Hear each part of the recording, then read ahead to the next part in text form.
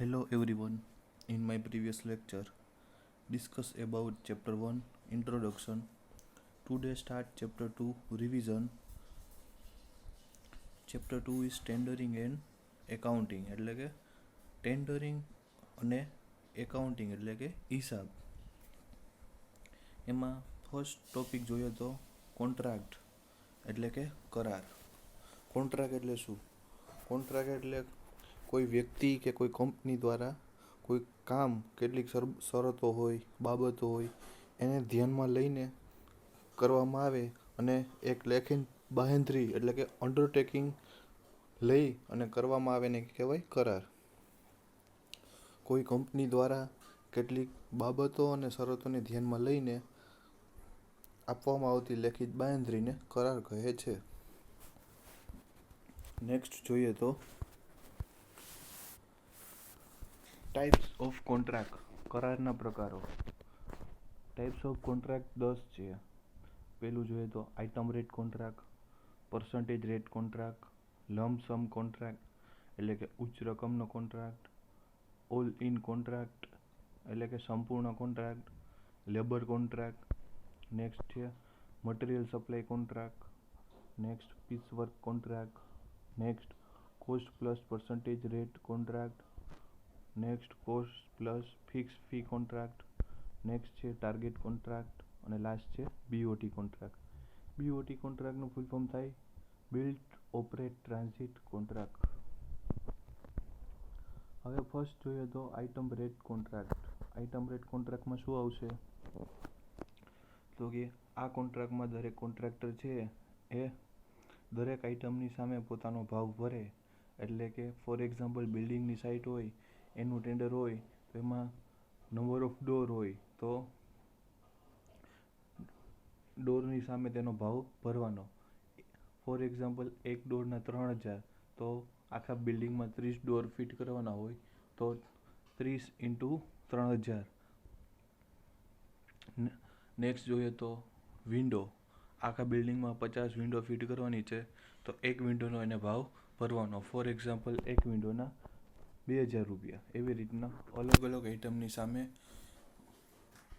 કોન્ટ્રાક્ટરે પોતાનો ભાવ ભરવાનો હોય છે. અને જે ટેન્ડરમાં દર્શાવેલી ક્વોન્ટિટી હોય એમાં આશરે 20% જેવી વધઘટ થાય એ બંને પાર્ટી છે એના ઉપર સહમત થાય છે. થોડું ઘણું પ્લસ માઇનસ થાય 20% જેવું. કોન્ટ્રાક્ટરે જે રેટ ભર્યો છે એ રેટની અંદર મટીરિયલ ચાર્જ આવી જાય, લેબર ચાર્જ આવી જાય, ઓવરહેડ ચાર્જ આવી જાય અને કોન્ટ્રાક્ટરનો નફો પણ એમાં એડ થઈ જાય છે.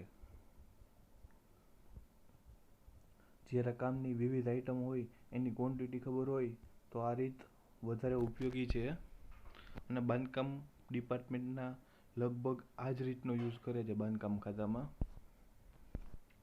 નેક્સ્ટ બીજો છે પર્સન્ટેજ રેટ કોન્ટ્રાક્ટ, ટકાવારી રેટ કોન્ટ્રાક્ટ. હવે ટકાવારી રેટ કોન્ટ્રાક્ટમાં શું આવશે?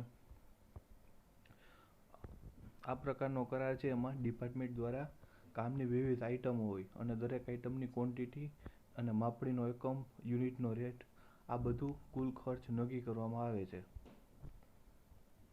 હવે એમાં શું છે કોન્ટ્રાક્ટર જે બિલ ઓફ ક્વોન્ટિટીમાં દર્શાવેલા રેટથી અમુક ટકા વધારે કે અમુક ટકા ઓછા રેટથી પોતાએ ટકા દર્શાવવામાં આવે છે જેને કોન્ટ્રાક્ટરથી દર્શાવેલા બધા જ આઇટમોને લાગુ પડી શકાય. હવે કોન્ટ્રાક્ટર છે એ 5% ઊંચો રેટ ભરે તો બિલ બનાવવા માટે વિવિધ આઇટમની માપણી કરી અને જે તે આઇટમનો રેટ એને ગુણી અને બિલ તૈયાર કરવામાં આવે છે. ફોર એક્ઝામ્પલ ટકાવારી રેટ કોન્ટ્રાક્ટમાં પ્લાસ્ટર કામ છે તો પ્લાસ્ટર કામ એક દિવસમાં કેટલું પ્લાસ્ટર કામ થયું એ મુજબ આખા મંથનું ગણતરી કરવાની કે કેટલું વર્ક થયું એ માપી મેઝરમેન્ટ થઈ જાય પછી જે ભાવ આપણે નક્કી કર્યો હોય ટકાવારી એ મુજબ એમની સાથે મલ્ટીપ્લાય કરી અને એમને પૈસા આપવામાં આવે છે. એને કહેવાય ટકાવારી રેટ કોન્ટ્રાક્ટ. નેક્સ્ટ જોઈએ તો લેબર કોન્ટ્રાક્ટ. લેબર કોન્ટ્રાક્ટમાં શું હોય છે? કોન્ટ્રાક્ટરે માલિકને લેબર પૂરા પાડવાના હોય છે. બાકીની બધી વસ્તુ છે સિમેન્ટ હોય, ઈંટ હોય, રેતી, કપચી, સ્ટીલ આ બધું માલિક આપે છે. આપણે ખાલી એમને લેબર પૂરા પાડવાના.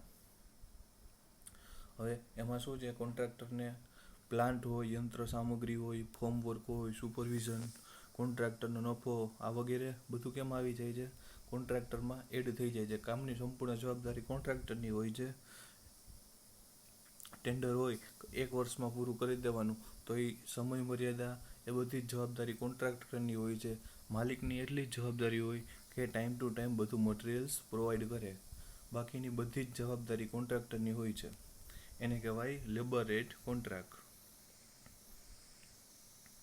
એવી જ રીતના છે મટીરિયલ સપ્લાય કોન્ટ્રાક્ટ. હવે મટીરિયલ સપ્લાય કોન્ટ્રાક્ટમાં શું છે,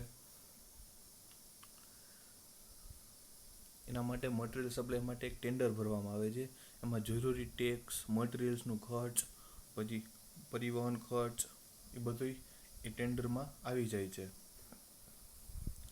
મટીરિયલ સપ્લાય કોન્ટ્રાક્ટમાં શું હોય, ઈંટ, સ્ટીલ, રેતી, કપચી વગેરે મટીરિયલ સપ્લાય કરવા માટે વપરાય છે. અને સ્ટોરમાંથી મેળવવામાં આવતા મટીરિયલની ગુણવત્તાની ચકાસણી કરવાની અને માપી અને મટીરિયલ્સનો યોગ્ય સ્વીકાર કરવામાં આવે છે. હવે બીઓટી કોન્ટ્રાક્ટ. બીઓટી કોન્ટ્રાક્ટ બધાએ જોયેલો હશે, પણ ખાસ બીઓટી વિશે ખબર નહીં હોય. આપણે ખાલી એક એક્ઝામ્પલ આપશું તો બધાને ખબર પડી જશે બીઓટી કોન્ટ્રાક્ટ શું છે. બીઓટી કોન્ટ્રાક્ટ એટલે બિલ્ટ ઓપરેટ ટ્રાન્ઝિટ. હવે છે બીઓટી કોન્ટ્રાક્ટમાં કોઈ મોટો પ્રોજેક્ટ હોય, એની ડિઝાઇન, એનું આયોજન અને નાણાકીય બાબત, બાંધકામ, એનું બાંધકામ થઈ જાય પછી અમુક ટાઈમ સુધી રિપેર, મેન્ટેનન્સ, આ બધી વસ્તુ ધ્યાનમાં લઈ અને બાંધકામ કરવામાં આવે છે. જેના બદલામાં બાંધકામ પૂરું થઈ જાય પછી નક્કી કરેલા સમયગાળા સુધી જે ઉપયોગ કરે છે એમની પાસેથી ટોલ વસૂલવામાં આવે છે, એટલે કે પૈસા લેવામાં આવે છે. એ પીરિયડ દરમિયાન જે તે બાંધકામ ઉપર હક, સત્તા અને લાભ ભોગવે છે એ પોતે ભોગવે છે. જે જરૂરી ખર્ચ વસૂલ થઈ જાય પછી એ ટોલ ટેક્સ ગવર્મેન્ટને સુપરત કરી દે છે. ફોર એક્ઝામ્પલ, જામનગરથી રાજકોટ જે 2 વે હાઈવે છે, એ હાઈવે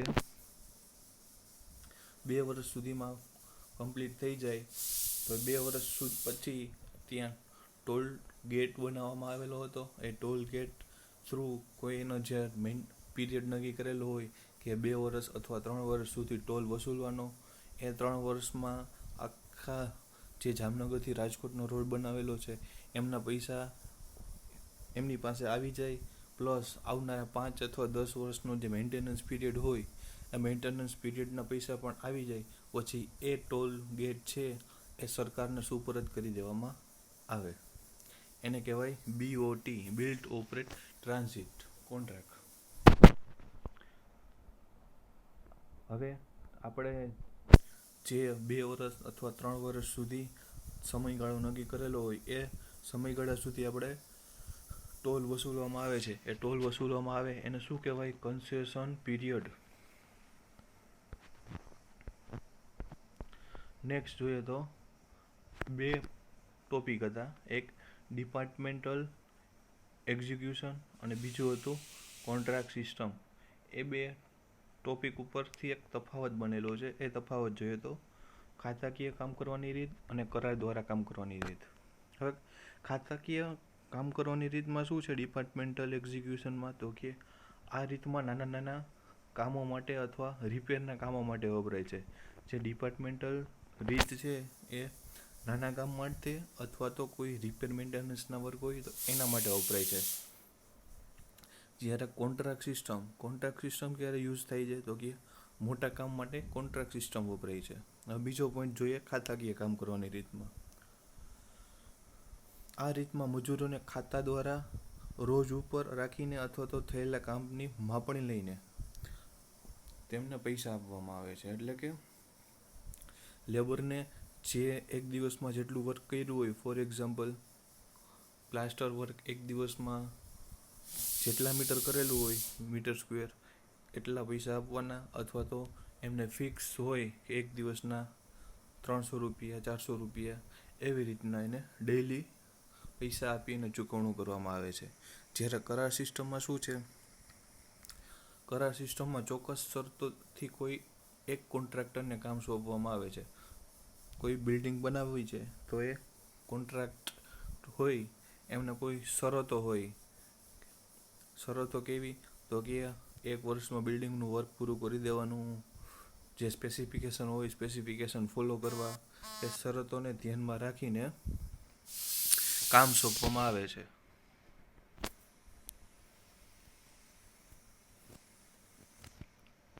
નેક્સ્ટ જોઈએ તો મજૂરો માટે સાધનો, માલ સામાન વગેરે સરકારના ભંડારમાંથી આપવામાં આવે છે.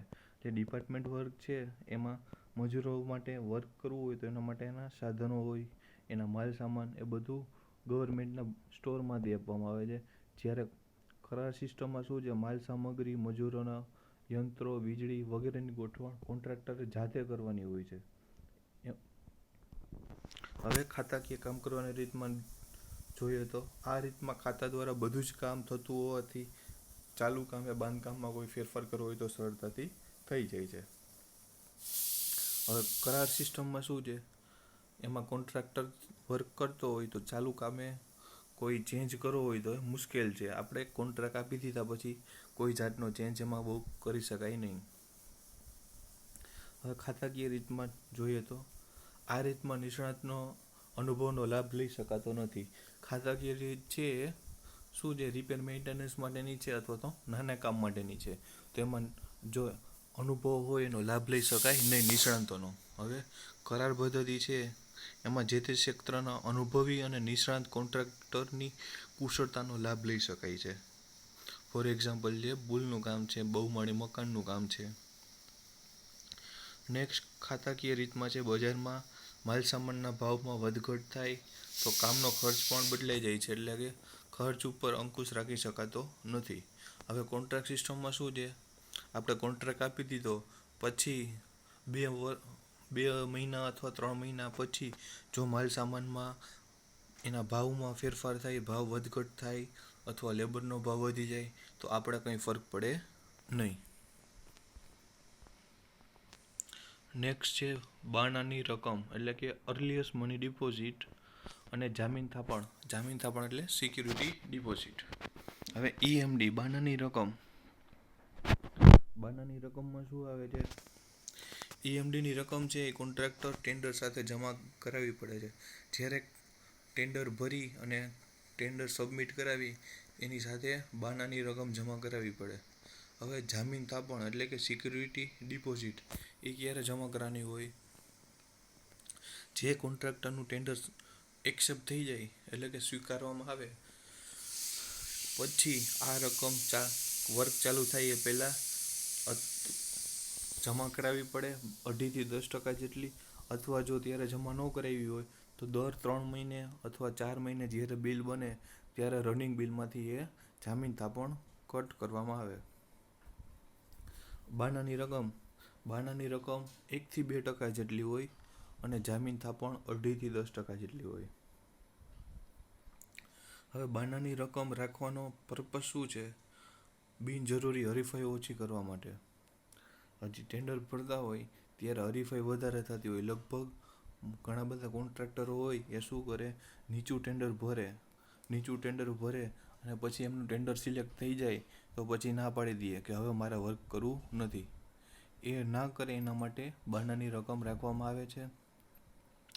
ઘણા બધા કોન્ટ્રાક્ટરો એવા હોય કે આર્થિક રીતે નબળા હોય કે કામ ન કરી શકે. ફોર એક્ઝામ્પલ 1 વર્ષનું કામ હોય તો 8 મહિના થાય પછી એમની પાસે નાણાં પૂરા થઈ જાય તો એ કામ ન કરી શકે. એટલે જ પહેલાંથી બાણાની રકમ રાખવામાં આવી છે કે જે હરીફાઈ કરતા હોય એવા કોન્ટ્રાક્ટરને દૂર રાખવા અને આર્થિક રીતે નબળા કોન્ટ્રાક્ટર હોય એ કોન્ટ્રાક્ટરને દૂર રાખવા માટે બાણાની રકમ ભરવામાં આવે છે. એટલે ખબર પડી છે કે જે કોન્ટ્રાક્ટર કામ નથી કરી શકે એ એનાથી દૂર રહી શકે. હવે જામીન થાપણમાં શું છે, કોઈ કોન્ટ્રાક્ટર છે એ અધવચ્ચેથી કામ છોડીને જતો રહે અથવા હલકી કક્ષાનો માલ વાપરતો હોય તો એને સજા પેટે રકમ વસૂલ કરવા માટે આપણે જામીન થાપણ રાખીએ છીએ. ફોર એક્ઝામ્પલ 1 વર્ષની અંદર કોઈ પણ આપણે ટેન્ડર છે એમાં લખેલું હોય કે 1 વર્ષમાં કામ પૂરું કરી દેવું.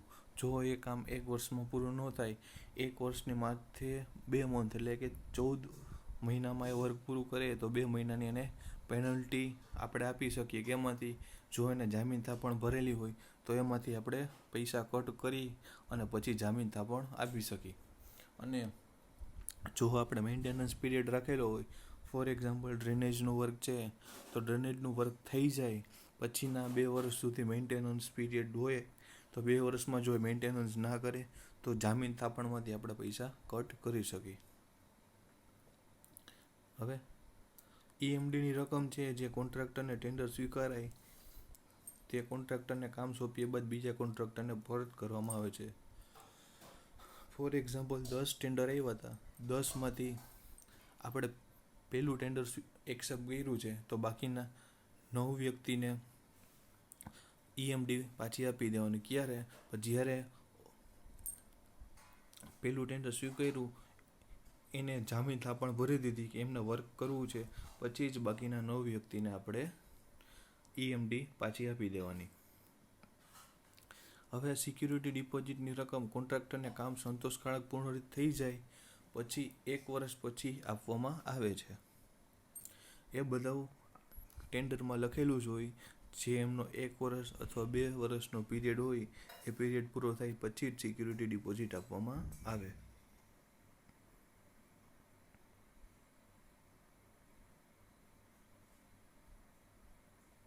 હવે ટર્મિનેશન ઓફ કોન્ટ્રાક્ટ, કરાર રદ થવો. કરાર એટલે કે કોન્ટ્રાક્ટ ક્યારે રદ થાય? જો કામની પ્રગતિ બરાબર ન હોય, 1 વર્ષમાં કામ પૂરું કરવાનું હોય અને 3 મહિના પછી જોઈએ તો 30% કામ પણ પૂરું ના થયું હોય તો કરાર રદ થાય. કોન્ટ્રાક્ટરે નાદારી દર્શાવી હોય કે હું હવે વર્ક નહીં કરું ત્યારે કરાર રદ થાય. ખાતાએ પોલિસી બદલી હોય એટલે એમના રૂલ્સ બધા ચેન્જ કરી નાખ્યા હોય.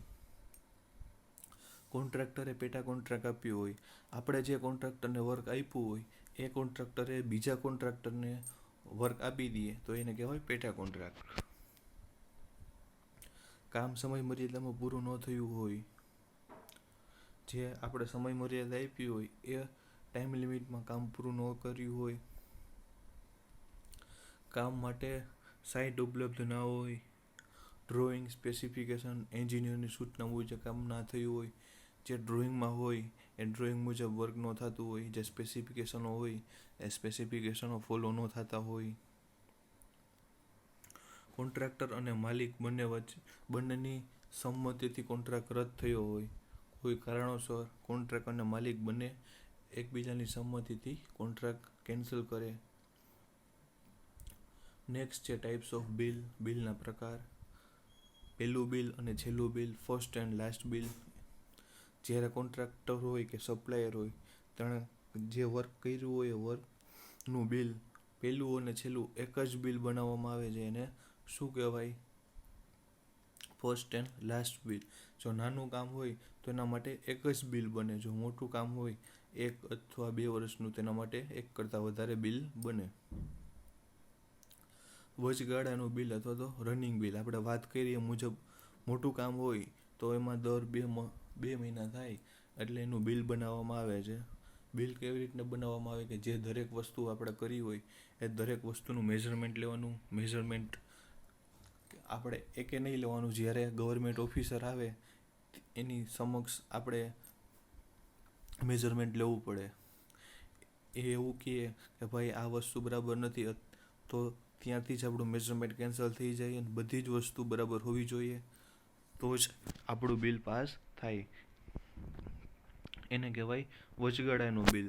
દર 2 મહિને અથવા તો 3 મહિને બિલ બનાવી. અંતિમ બિલ. અંતિમ બિલ એટલે કે ફાઇનલ બિલ. જ્યારે કોઈ મોટું કામ હોય 2 વર્ષનું, એ મોટું કામ પૂરું થાય ત્યારે બધા જ માપનો ફરીથી લઈ અંતિમ બિલ તૈયાર કરવામાં આવે છે. આવા બિલમાં અગાઉથી ચૂકવણું થઈ ગયેલા બધા જ રનિંગ બિલોની રકમ સિક્યુરિટી ડિપોઝિટ બાદ કરીને બિલનું ચૂકવણું કરવામાં આવે છે. એને કહેવાય અંતિમ બિલ અથવા ફાઇનલ બિલ.